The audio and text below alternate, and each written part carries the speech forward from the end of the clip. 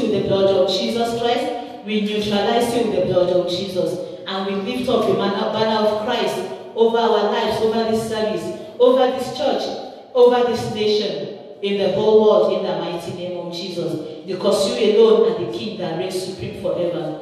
Continue to reign in majesty. In Jesus' mighty name we have prayed. Amen. Amen and amen. Amen. I welcome you tonight in the name of Jesus. Let's be seated. It is Wednesday again. It is time of refreshing. Every time we come, the Lord refreshes us. Today will not be different in the mighty name of Jesus. Even as we have come today, the Lord will refresh us. He will transform our lives. He will make our life to be fruitful to the glory of His name. In Jesus' name. Amen. Today we are looking at why do we seek Jesus? Why do you seek Jesus? Do you seek Him for worldly gains? Or do you seek Him because of who He is? Do you seek Him because He's the bread of life? Jesus says that He is the bread of life. So why do you seek Him? Do you seek Him because of what you can gain or what you can get from Him? Do you seek Him because of temporal things that do not have eternal life? Why do you seek Him? Why do you come into His presence every day? Why are you looking for Him? Why are you looking up unto Him?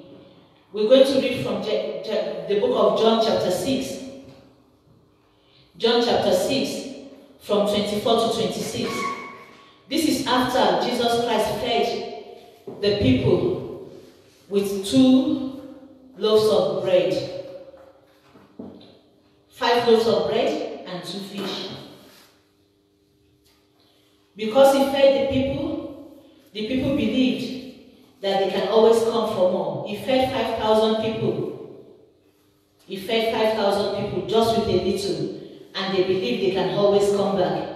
They were looking for food. They were looking for bread. But they were not looking for Jesus Christ Himself. They were coming to Him because of what they want from Him. Because of temporal things that they want to get from Him. But they were not looking unto Him as the giver of life. They were not looking unto Him as the bread of life. John chapter 6 verse 24. It says, so when the crowd realized that neither Jesus nor His disciples were there, they got into the boat and came to Capernaum looking for Jesus. When they found Him on the other side of the lake, they said unto Him, Rabbi, when did you get here? Jesus replied, I tell you the solemn truth. You are looking for me, not because you saw miraculous signs, but because you had all the loaves of bread you wanted. Because they had bread, because they had food, they were looking for Jesus. Jesus Christ knew their mind. He knew why they were looking for Him.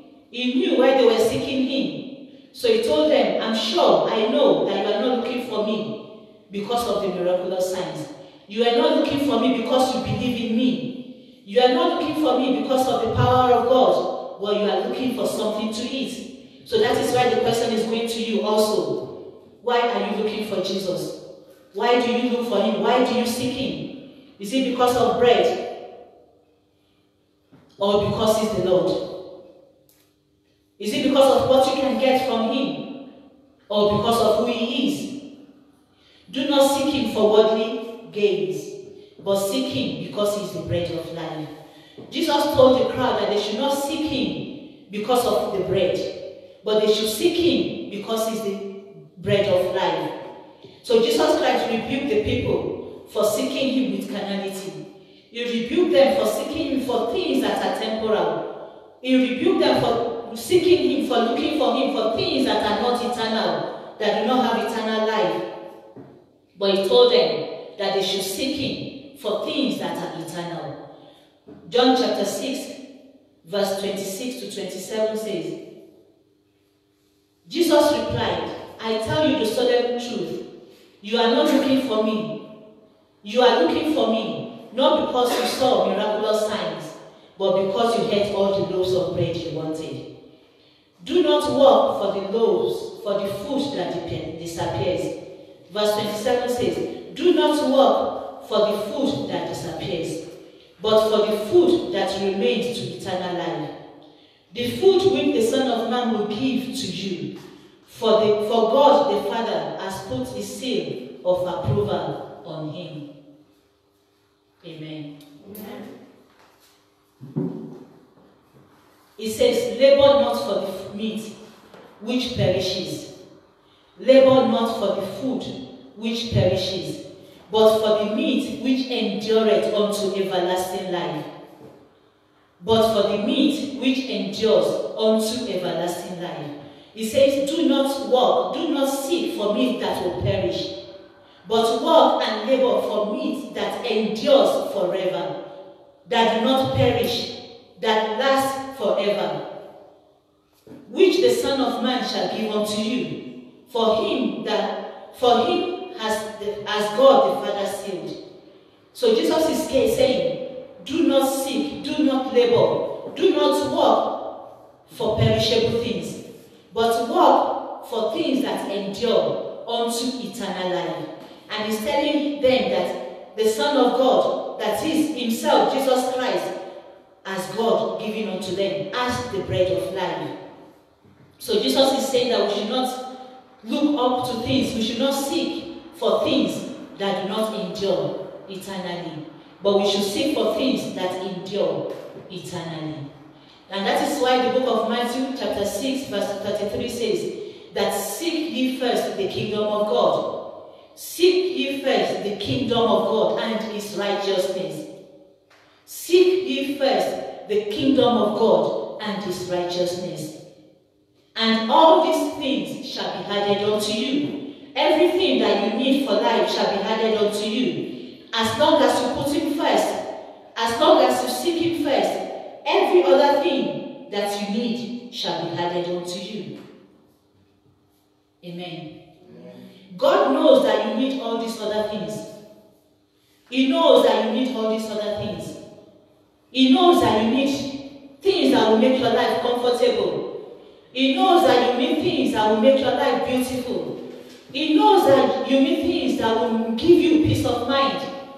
And that is why he has created each and every one of them. He created everything for our good. He created everything beautiful for you and for me, so that our life can be what he has ordained it to be.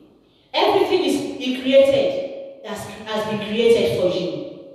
Not for him, not because he needs them, but because he knows that we need them. That is why he has created each and every one of them. Beautiful cars, beautiful houses, fine clothes, fine shoes, good status. He has created everything for each and every one of us. He knew that we are going to need them. That is why he created them. If he knows that we are not going to need them, he wouldn't have allowed them to be created. Amen. The Bible says in verse 32, it says, for all these things do the Gentiles seek. For your heavenly Father knows that you need all of these things. God knows that we need them.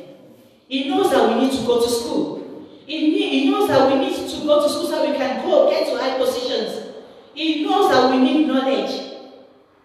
He knows that we need cars to take us from one place to another. He knows that we need houses to live in. He knows that we need food to eat to survive. He knows that we need beautiful clothes so that we don't look wretched. Even Jesus Christ was not wretched, he was not poor. Because when he was created, the Bible said that his garment, the people, the armies, the soldiers, they cast lot on his garment. They didn't divide it. They cast lot because it was a seamless garment. And for that garment to be seamless, it means it is very expensive. It means it is not common. It means it is something of good treasure, something precious, something valuable. If Jesus' garment was seamless, if the army cast lot for it, in order to have somebody to have it, you know it is very precious, you know it is very costly. So if Jesus was not wretched, he doesn't expect you to be wretched. So our Father knows that we need all these things. He knows that we need beautiful things. So that is why he created them. But he said, your Father knows that you need all these things. But seek ye first the kingdom of God. When you seek the kingdom of God first, when you seek his righteousness first, when you put him first above all things, then everything that you need for life shall be added unto you. These things will not be added unto you before seeking Him. They will not be added unto you before you put Him first. There must be priority. And in this case, our priority is to put God first, is to seek His kingdom first, is to do His will first, is to love Him more than any other thing. When we love Him more than any other thing, then we can put Him first. If you do not love Him, you cannot put Him first. The Bible says that where your treasure is, that is where your heart will be. So if you love Him first, you will put Him first.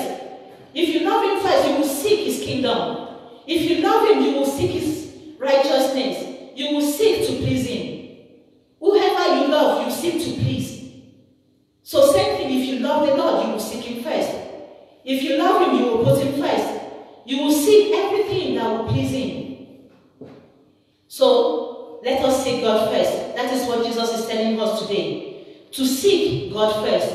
To put Him first in all our lives, in all our dreams, in all our decisions.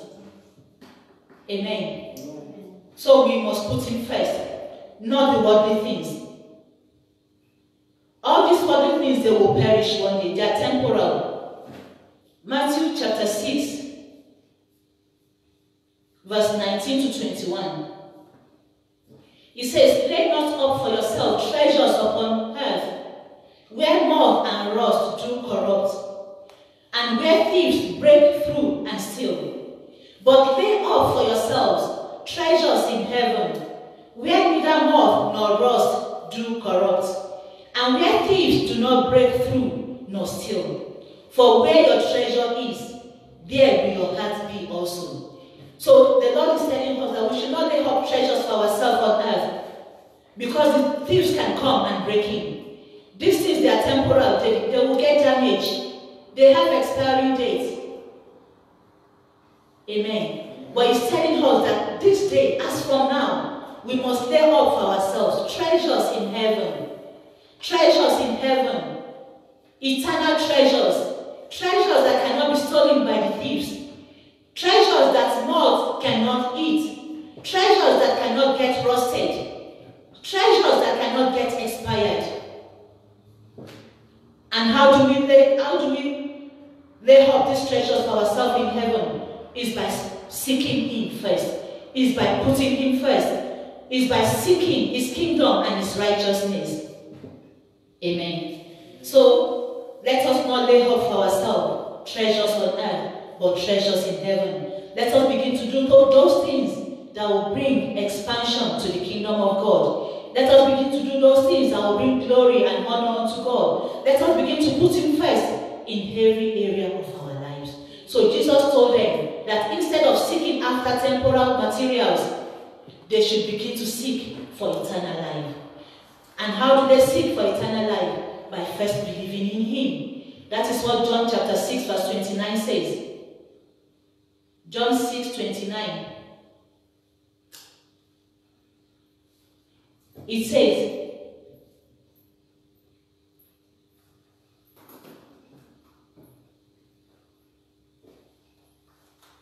John chapter 6:29.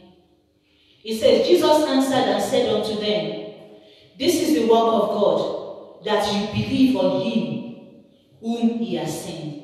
And whom has God sent? It is Jesus Christ. He's telling us that instead of seeking the bread that perishes, we should begin to seek the bread that does not perish. He told them that He is the bread of life. John chapter 6, verse 32 to 35. Jesus told them that He is the bread of life, and they should seek Him because He is from the Father. Verse 32 says, then Jesus said unto them, verily, verily, I say unto you, Moses gave you not that bread from heaven, but my Father gave them unto you. He gave you the true bread from heaven. For the bread of God is He which comes down from heaven and gives life unto the world. Then said they unto Him, Lord, evermore give us this bread. And Jesus said unto them, I am the bread of life. He that comes to me shall never hunger, and he that believes on me shall never thirst. So He's telling them He's the bread of life. And to begin to please God, God, it means we have to start to believe in him because he has been sent by the Father. So whoever believes in him, who has been sent by the Father, can have eternal life. He says that whoever has this bread of life will never hunger again. So when we come to him, he says we're not going to hunger again. Verse 48 to 51. He says, I am that bread of life. Your fathers did eat manna in the wilderness and are dead. This is the bread which comes down from heaven, that a man may eat thereof and not die. So this is the bread that we can eat and will not die. Verse 51 says, I am the living bread, which came down from heaven. If any man eat of this bread, he shall live forever. And the bread that I give is my flesh, which I will give for the life of the world. Verse 58 says, this is that bread which came down from heaven, not as your fathers did eat manna and are dead. He that eats of this bread shall live forever. Amen. So Jesus Christ is the bread of life. Is the bread that gives life eternally. Is the bread that gives life evermore. When you eat this bread, you will not die. You live eternally. Verse 33 and verse 50 says, he is the bread of life. Just like we read, it says he is the bread of life that came from heaven. And anyone who eats of this bread shall not die. It means that you are laying up treasures for yourself in heaven.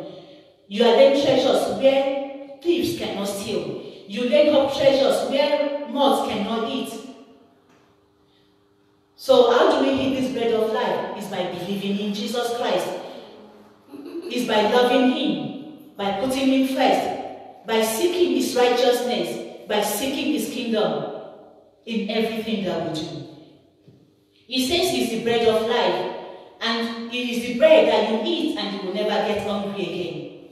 Verse 35 says you will never get hungry again. When you eat this bread, you will never get hungry again. You are satisfied. When you eat this bread, when you eat Jesus, when you have Jesus Christ as your Lord and Savior, when you believe in him, you get satisfied. You get spiritual satisfaction. You get peace of mind. You get rest on every side. It's not the bread that you eat and you get hungry again, but you get satisfied forever. It's not the bread that you go and buy every now and then. It has been sacrificed for you eternally, forever. So it's not the bread that is made by man. It's the bread that comes from heaven, from the Father. That is what verse 33 says. It says, for the bread of God is he which comes down from heaven and gives life unto the world. So he is a gift from God. It's not created by man, but he has been given unto us by God. It is not the bread that when you eat, you will die. It says, not as your father ate manna in the wilderness and they died. But this bread, when you eat, you have life eternally. You become whole, totally whole. There's no defection. This bread, you do not need to buy every now and then. It has been sacrificed for life. It is the bread that does not perish. Amen. Anyone who eats out of this bread shall not perish, but have everlasting life. John 3:15 and 16. John chapter 3, verse 15 says, that whosoever believes in him should not perish, but have eternal life. What do we have to do? Believe in him. So whoever eats this bread, whoever believes in him, eats this bread of life, and that person is not going to die, is not going to perish. Such a person will have eternal life, the life that does not end. Verse 16 says, for God so loved the world that he gave his only begotten Son, that whosoever believes in him should not perish, but have everlasting life. Whosoever believes in him. So God is asking us, God is telling us to believe in him, to believe in Jesus Christ, whom he has sent unto us. Then we have eternal life. When we believe in him, it means that we partake of this bread of life. And when we partake of this bread of life, we have eternal life. Also, John 6, verse 57 is saying the same thing. John 6, 57.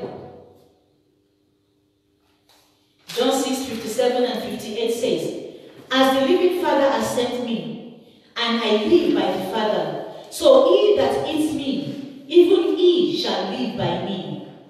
58 says, "This is that bread which came down from heaven, not as your fathers did eat manna and are dead. He that eats of this bread shall live forever." So when we believe in him, we have eternal life. So this is what John 3, 15 and 16 says. It is also being confirmed by John 6, 57 and 58, that when we eat this bread, when we believe in him, we have eternal life. We're not going to perish. Amen. Zacchaeus is an example of somebody who put Jesus Christ first. He was condemned by the people. Luke 19. Luke chapter 19. There we see the story of Zacchaeus. Luke 19 from verse 2 to 10. Zacchaeus was believed to be the chief among the publicans.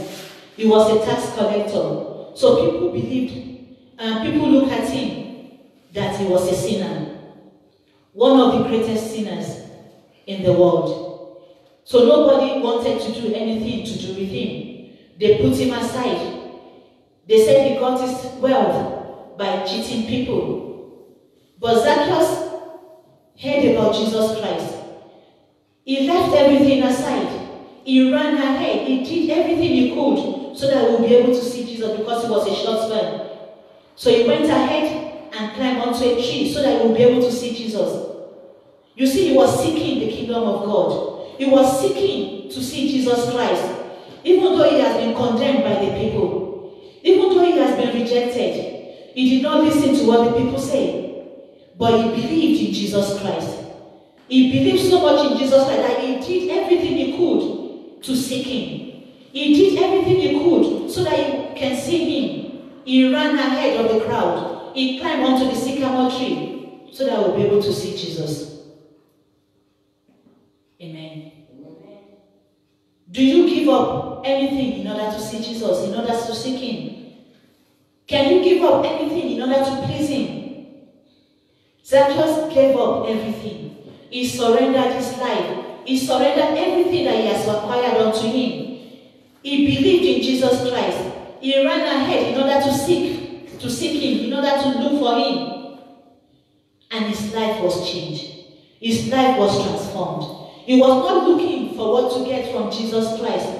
He was not looking to gain anything, but he was looking for Jesus Christ in order for his life to be transformed. Verse 8 says, "And Zacchaeus stood and said unto the Lord, Behold, Lord, the half of my goods I give to the poor. And if I have taken anything from any man by false accusation, I restore him fourfold." He was transformed. He became a new person. Also, if we can put Jesus Christ first in our lives, if we can believe in him, if we can seek him wholeheartedly, not partially, wholeheartedly, our lives will be transformed. Zacchaeus' life was transformed. The Bible says in verse 9, it says that Jesus said unto him, "This day is salvation come to this house. For so much as he also is a son of Abraham. For the Son of Man is come to seek and to save that which was lost." So Zacchaeus was transformed. His life was changed because he believed in Jesus Christ, because he put him first, because he did everything he needed to do in order to look for him, and he got Jesus Christ. Amen. Also, the woman of Samaria. The woman of Samaria in the book of John chapter 4.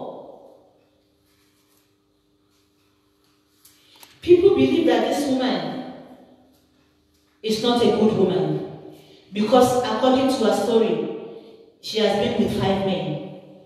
They believed that she was going from one man to another, that she was never satisfied.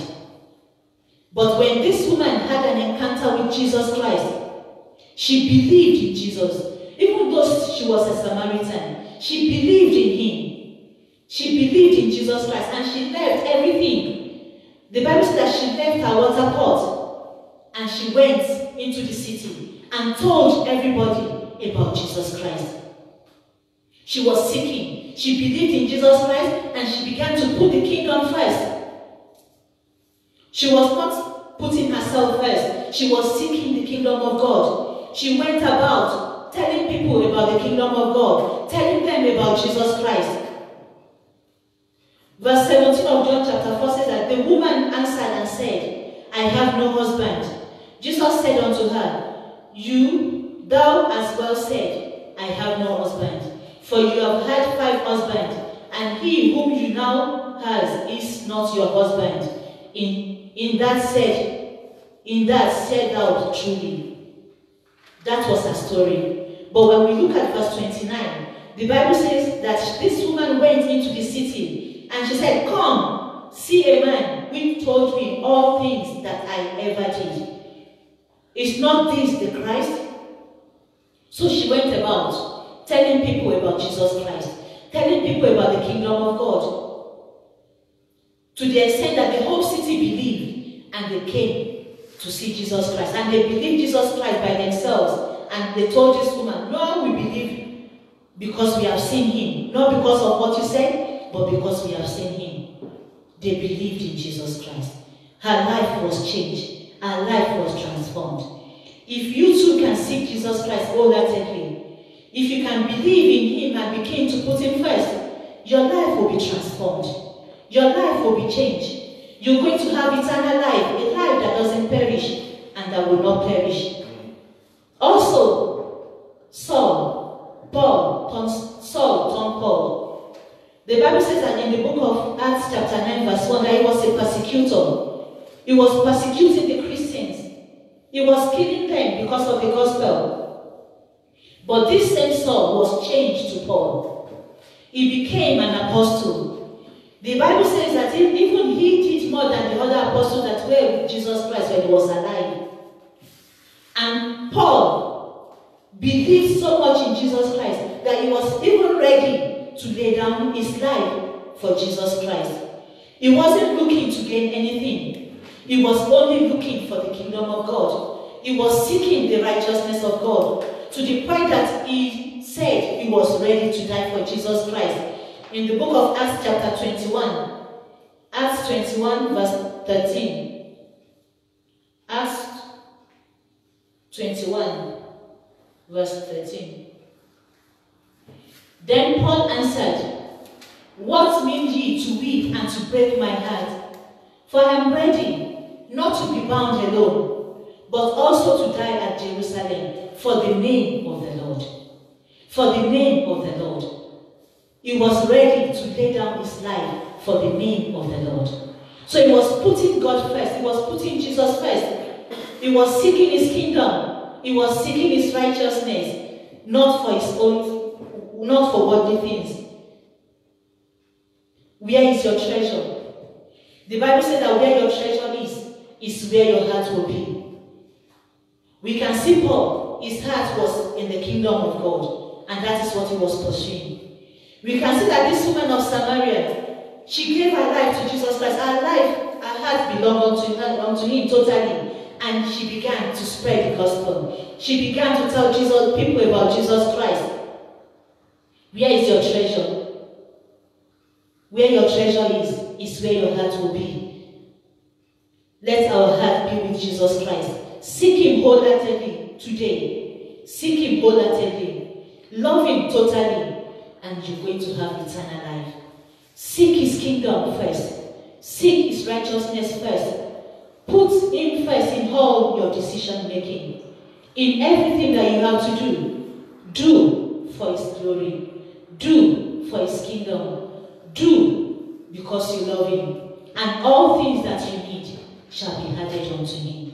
The people were seeking Jesus. They were looking for him because of bread. But he told them, Do not look for me because of bread, but look for me because I am the bread of life. I'm the only one that can satisfy you. So Jesus Christ is saying to you today, do not look for me because of temporal things. Do not seek me because of temporal things. Do not serve me because of temporal things. Because these temporal things, they will expire. They will perish. But I'm the only one that can satisfy you. I'm the only one that can satisfy your hunger. It is when you believe in me, that is when your hunger shall be quenched. That is when your hunger shall be satisfied. That is when you will no longer hunger for anything. You will be satisfied eternally, forever. So as from today, let us begin to seek God. Let us begin to see His kingdom first and His righteousness. And every other thing that we need shall be added unto us. In Jesus' name, amen. Let us rise up on our feet as we begin to pray. Let us begin to pray that, Lord, help me to seek you first in all that I do.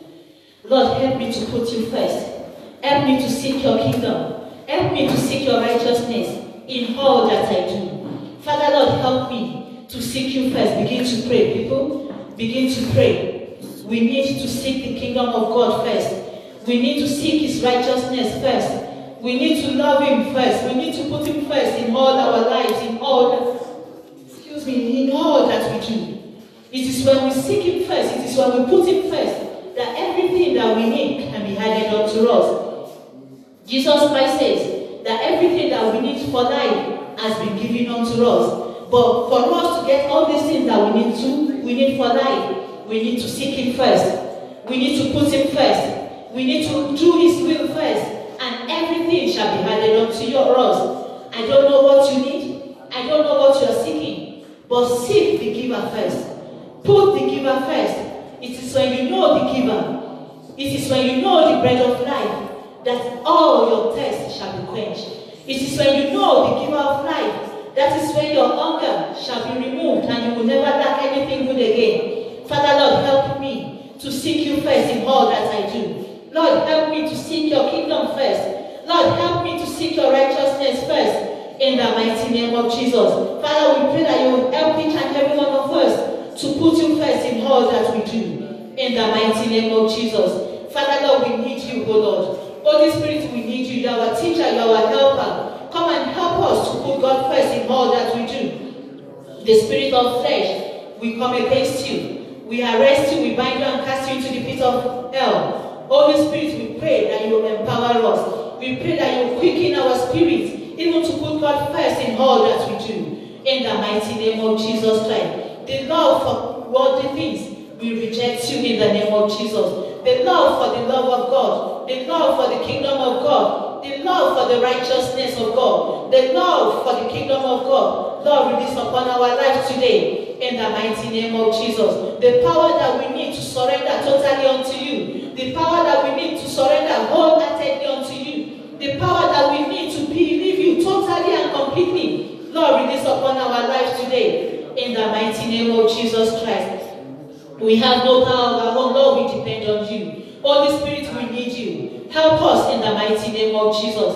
Help us, Lord, in the mighty name of Jesus. Help us in the mighty name of Jesus. In the mighty name of Jesus. Lord, we pray that as from today, it will not be our will, but your will. In the mighty name of Jesus. Let your will be established in our lives. Let your will be done in our lives, even as it is in heaven. In the mighty name of Jesus. Father, we bless your holy name. In Jesus' mighty name we pray. The Bible says that seek ye first the kingdom of God and His righteousness, and all these things shall be added unto you. It means that we shall be satisfied in every area of our lives. Let us begin to pray that, Lord, as from today, even as I seek you first, even as I put you first, even as I seek you as the bread of life, satisfy me spirit, soul, and body. Let us begin to pray. Begin to pray. Lord, satisfy me spirit, soul, and body. As I have decided to seek you first, as I have decided to seek you totally and completely, as I have decided to put your kingdom first in all that I do, as I have decided to begin to seek your righteousness first, Lord, add unto me everything that I need for life. God, begin to add unto us spiritually, physically, in every area of our life. Lord, satisfy us, oh Lord. Give us peace on every side. Give us rest on every side. Satisfy us, spirit, soul, and body. In the mighty name of Jesus. Add unto us all that we need to make our life comfortable. Add unto us everything that we need to make things easy, even to bring glory unto your name. In the mighty name of Jesus Christ. Father, we pray that as from today, it is your will that will be done, that will be established in our lives and not ours, in Jesus' name. Father, we bless your holy name. In Jesus' mighty name we have prayed. Amen.